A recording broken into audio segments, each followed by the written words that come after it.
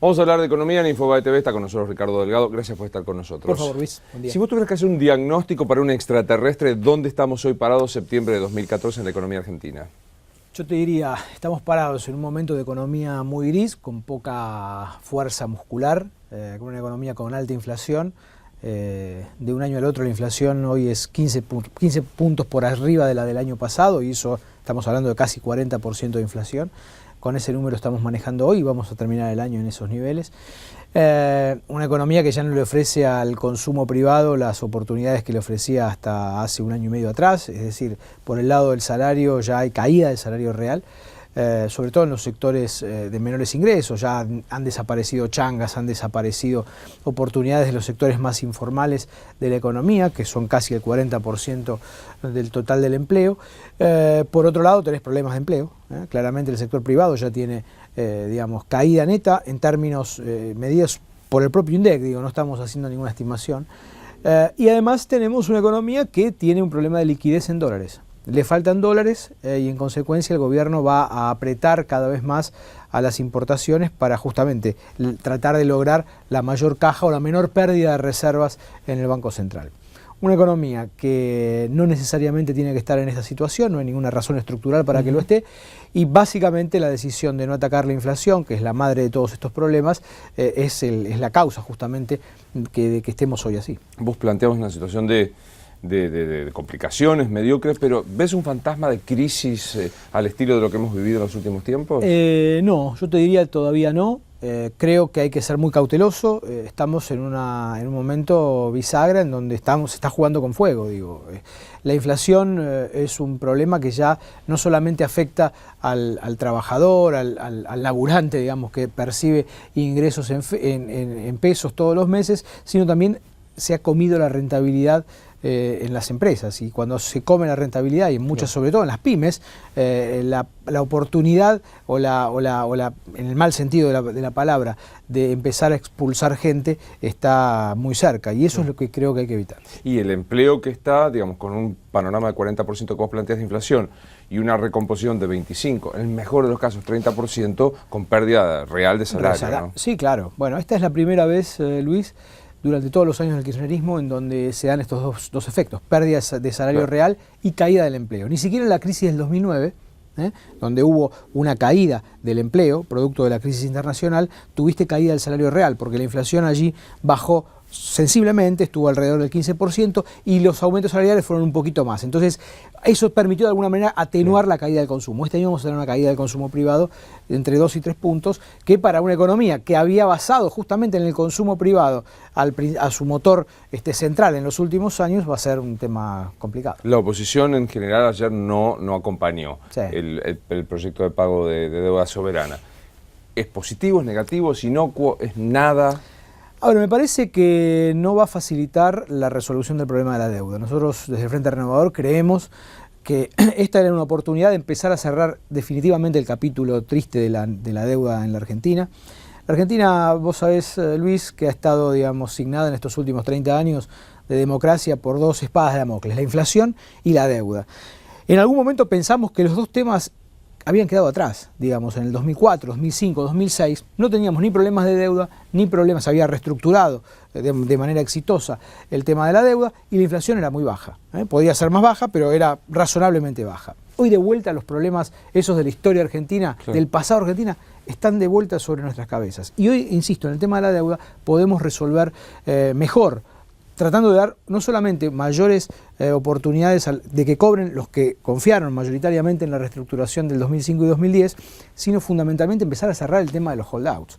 Porque no es solamente el problema de Griesa, es el problema de otros que como los de este fondo NML, no accionaron todavía o están en distintas instancias administrativas y judiciales, pero que un día van a llegar. Lo que me parece que no hay que hacer en estos temas es esconder la cabeza. Me parece que si el gobierno pretende que se resuelven estos problemas como hasta ahora, metiendo la cabeza bajo la tierra como el avestruz, estamos equivocados. Y también con un discurso más de barricada o de tribuna, diciendo cómo no nos pueden acompañar con este proyecto, nos acompaña más fácilmente Naciones Unidas que usted, o los países que integran Naciones Unidas que ustedes. Bueno, porque me parece que acá hay dos cuestiones. Una cuestión es la cuestión de la discusión general en la cual uno puede sentarse y definitivamente no apoyar, y nosotros hemos sido siempre muy críticos del accionar a estos fondos altamente especulativos, en términos de las reestructuraciones globales, que es lo que se ha logrado en esta votación en las Naciones Unidas. Este es un punto. Ahora, tenemos que el gobierno plantea este proyecto para tratar de bypassear, de sortear el juzgado de egresia y que el 93% reestructurado cobre el 30 de septiembre, cuando vencen otra importante cantidad de dólares que hay que pagar. Nosotros decimos, el mecanismo elegido no resuelve ese problema. Lo más probable es que haya problemas para volver a pagar a los acreedores reestructurados por un lado, y por otro lado no resolvés toda la cuestión de la deuda. O sea, el 7% sigue estando como allí arriba, en una suerte de limbo que más tarde o más temprano, yo diría hoy más temprano que tarde, va a volver sobre la economía argentina. Entonces digo, ¿por qué no resolvemos todo de una vez?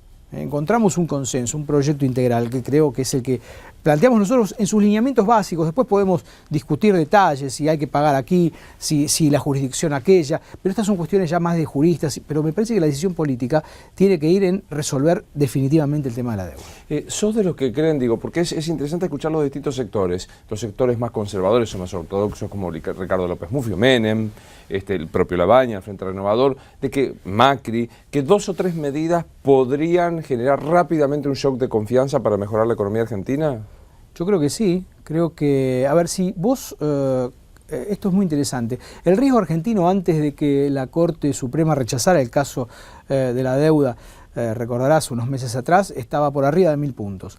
Cuando la Argentina empezó a esbozar que entraba en una negociación, que iban los funcionarios al juzgado de Griesa a hablar con el mediador Pollack y demás, el riesgo se desplomó hasta casi 600 puntos básicos. Cuando se conoció que había una propuesta de la Banca Nacional para resolver el tema, fue 560 puntos básicos. No había nada cerrado. Vos fíjate que perdiste casi la mitad del riesgo, tan solo negociado. O sea, la Argentina está sobrecastigada por estas cosas, claramente. Y si además vos vas ahora sí a las razones, a las cuestiones de fondo, y planteás, por ejemplo, un plan económico que tenga en la lucha contra la inflación el eje, de manera gradual, no de shock, sin generar costos sociales y ajustes innecesarios, según nuestra visión, claramente la Argentina entra de vuelta en el radar de las inversiones internacionales. Tenemos Vaca Muerta, tenemos la minería, tenemos un agro que es una agroindustria, te diría, que está subexplotada en un sentido. La Argentina tiene enormes oportunidades. Hay como sensaciones para los ignorantes como yo de la economía que la historia, los recursos naturales nos vuelven a poner en posiciones de ventajas. Lo que fue la soja no aprovechada, ahora es vaca muerta. Digamos, ¿es otro tren que nos vuelven a poner para subirnos? A ver, había un famoso economista que ha pensado mucho en las cuestiones de desarrollo económico, que se llamaba Joseph Schumpeter, que decía que los países no son ricos o pobres por los recursos naturales o los recursos con los que dispongan, sino con lo que hacen con esos recursos. Si nosotros dejamos pasar la oportunidad de desarrollar en serio, por ejemplo, ahora el sector energético, que es un problema macroeconómico, hoy la energía se ha vuelto un problema macro. Es el mismo problema que tenía Frondizi hace 60 años atrás, cuando el 25% de las importaciones argentinas eran de combustible. Hoy estamos en esa situación. Es un poquito menos, 20%, pero vos pensás que de cada $5 de importaciones, 1 es para pagar combustible. Cuando la Argentina, hasta hace 5 años, era excedentaria, generaba excedentes, no tenía que importar, sino podía generar exportaciones netas. Entonces digo, ¿tenemos ahí el recurso? Sin duda está el recurso. Eso hay que convertirlo en reserva para poder justamente generar un desarrollo que permita ingresar capitales en el corto plazo y ser autoabastecidos en el mediano y largo. Vos hablabas de tomar medidas, 2 o 3 medidas, entrar en el radar. ¿Sos optimista que el gobierno tome medidas? ¿Qué pensás? ¿Cuál es la política hoy del gobierno?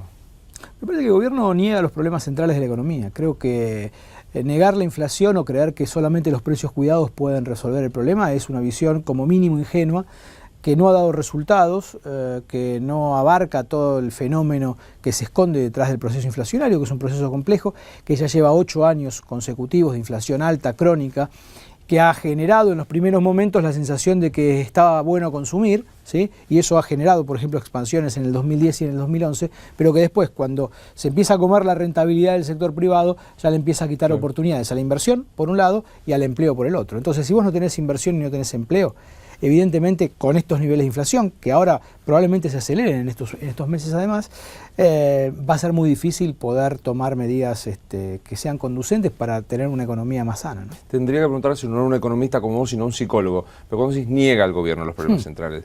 La pobreza está prácticamente erradicada, dice Capitani. ¿Lo creen o es una pose política?